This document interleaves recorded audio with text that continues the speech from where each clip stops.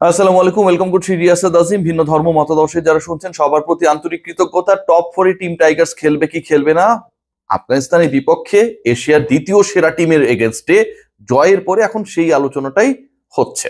Run রেটের হিসাব রয়েছে। বাংলাদেশ যদি টপ 4 খেলতে চায় শ্রীলঙ্কাকে কি করতে হবে, আফগানিস্তানকে কি করতে হবে। বাংলাদেশের দর্শকদের এখন ভাবনায়, হৃদয়ে বাংলাদেশ থাকলেও ভাবনায় চিন্তায় শ্রীলঙ্কা, ভালোবাসায় শ্রীলঙ্কা। বাঘ সিংহের লড়াইকে নিয়ে 2-3 দিন আগেও আসলে যারা উচ্চকণ্ঠ হয়েছিলেন তারা এখন স্বর নিচু করে ফেলেছেন। দে আর প্রেইং শ্রীলঙ্কা জিতে গেলে বাংলাদেশ টপ 4 সেকেন্ড টিম হিসেবে চলে যাবে। ডিসকাশন করতে চাই রান রেটের ইকুয়েশন নিয়ে। এই ইকুয়েশনটা মোটামুটি সমান, মানে এই ইকুয়েশনটাকে যদি আপনি একটা মানদণ্ডে হিসাব করার চেষ্টা করেন তাহলে যা দাঁড়াবে তাতে আসলে খুব বেশি পার্থক্য হবে না। আমরা জানি না আগে যদি আফগানিস্তান ব্যাট করে তারা কত রান করবে, অথবা আগে যদি শ্রীলঙ্কা ব্যাট করে তারা কত করলে সেই রানটা যদি আফগানিস্তান চেস করতে চায় কত ওভারে করবে। সো যেহেতু আমরা জানি না, সেহেতু না জানা ক্ষেত্রে যখন কোনো ম্যাথমেটিক্স মেলানোর চেষ্টা করা হয় তখন ধরা হয়, ধরি ক সমান সমান এটা, খ সমান সমান এটা, এক্স, এই টাইপের করে ছোটবেলায় আমরা যারা অঙ্ক করেছিলাম তাদেরকে সেই ম্যাথমেটিক্সটা প্র্যাকটিস করতে হচ্ছে আমাদের বাংলাদেশের সোনার ছেলেদের কল্যাণে। দেখুন, বাংলাদেশ দলের এই রান রেটের হিসাবটা আসতো না, এত জটিল চিন্তা করতেও হতো না। বাংলাদেশ যদি হংকং এর বিপক্ষে ম্যাচে, যেই ম্যাচে বাংলাদেশ 12 ওভারে 100 করে ফেলেছিল চেস করতে গিয়ে, সেই ম্যাচটা তারা শেষের 6 রান তুলতে খেলেছে 10টা বল, উইকেট হাতে ছিল 7টা। বাংলাদেশ দল যদি শুধুমাত্র জয়ের চিন্তার বাইরে, যেহেতু বাংলাদেশের ম্যাচের আগেই হংকং আফগানিস্তান ম্যাচ হয়েছিল, আফগানিস্তান রান রেট তখন +4 নিয়ে গিয়েছিল, সেই জায়গা থেকে সেই চিন্তা মাথায় রেখে যদি হংকং এর বিপক্ষে বাংলাদেশ আগে ব্যাট করতো টস জয়ের পরে, তাদের যদি তাড়াতাড়ি গুটিয়ে দিত, তাহলে কিন্তু সিনারিওটা এতটা ডিফিকাল্ট হতো না। গতকালকের ম্যাচে বাংলাদেশ যে স্কোরটা করেছে আপনারা সবাই দেখেছেন, 154-55 একটা রান না? এই স্কোরটা ওই জাকের আলী অনিক শেষের 11 বলের 5টা যদি ডট না দিতেন, অন্য যে ব্যাটাররা রয়েছেন লিটন কুমার দাস কিংবা আমাদের খুবই আলোচিত ব্যাটসম্যান তাওহিদ হৃদয় কিংবা শামীম হোসেন পাটোয়ারি যে স্ট্রাইক রেটে ব্যাট করেছেন, জাকের আলী অনেক নিয়ে নতুন করে আলোচনা করতে চাই না, তারা যদি আর একটু বেটার স্ট্রাইক রেটে ব্যাট করতেন, তারা সবাই মিলে যদি আর 15টা-20টা রান বেশি করতেন, বাংলাদেশের স্কোরটা 180-র কাছাকাছি হতো। তাহলে বাংলাদেশের রান রেট সংক্রান্ত, বাংলাদেশের খাদের কিনারায় পা চলে গেছে, শ্রীলঙ্কার জন্য দোয়া করতে হচ্ছে, তারা জিতলেই বাংলাদেশ যেতে পারবে, আর যদি আফগানিস্তান জিতে যায় তাহলে বিশাল কঠিন সমীকরণ, ঘোরানো পেঁচানো ম্যাথামেটিক্স মিলিয়ে যদি সেটা মেলে তাহলে বাংলাদেশ যেতে পারবে, এই সিচুয়েশনটা ক্রিয়েট হতো না।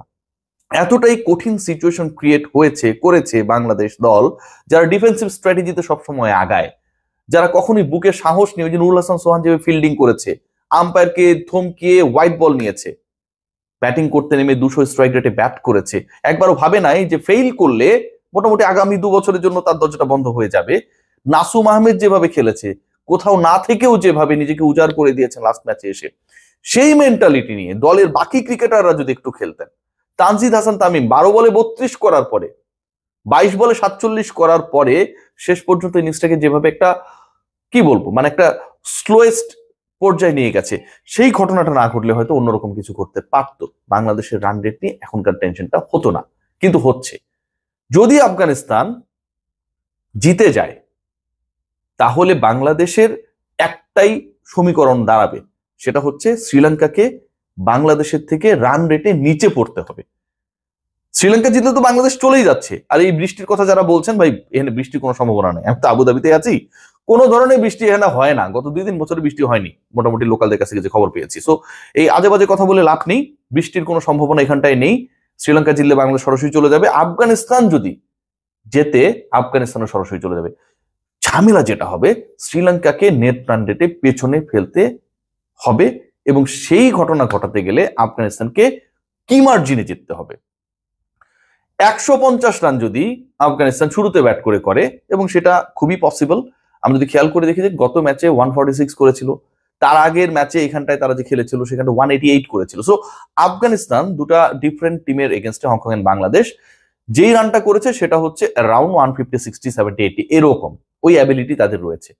তাহলে তাদের শ্রীলঙ্কাকে হারাতে হবে 67 রানসের ব্যবধান, মানে শ্রীলঙ্কাকে অল আউট করতে হবে যদি আফগানিস্তান প্রথমে ব্যাট করে, তাহলে 67 রানের মধ্যে।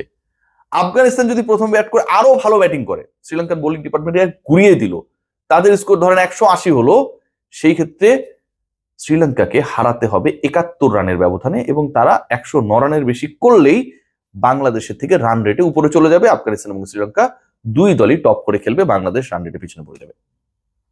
যদি আফগানিস্তান, এটা ইম্পসিবল, এই জায়গাটায় 200 রান করে, তাহলে ব্যবধানটা হতে হবে 73 রান। 127 রানের বেশি শ্রীলঙ্কাকে করতে দেওয়া যাবে না। আমার কাছে মনে হয় কোয়াইট ইম্পসিবল। মানে শ্রীলঙ্কা যেই দলটা বাংলাদেশকে এখানটায় মোটামুটি কি বলবো, মানে দড়ি বেঁধে নাচিয়েছে বলা যায়। বাংলাদেশ যে টার্গেটটা দিয়েছিল সেই টার্গেট তারা অ্যাচিভ করেছে 32টা বল হাতে রেখে। সেই দলটা 32 বল হাতে রেখে বাংলাদেশের দেয়া লক্ষ্য তারা অ্যাচিভ করেছে। যেই বোলিং অ্যাটাকের বিপক্ষে আফগানিস্তান খেলতে পারেনি, সেই বোলিং অ্যাটাককে তারা চুরমার করে দিয়েছে। অলমোস্ট সেই বোলিং অ্যাটাক, 100% সেটা না, অলমোস্ট সেই বোলিং অ্যাটাক। সেই শ্রীলঙ্কা 83 রানে অল আউট হয়ে যাবে, 109 রানে বেশি করবে না। এটা না চিন্তা করতে গিয়েও আসলে ভয় লাগছে।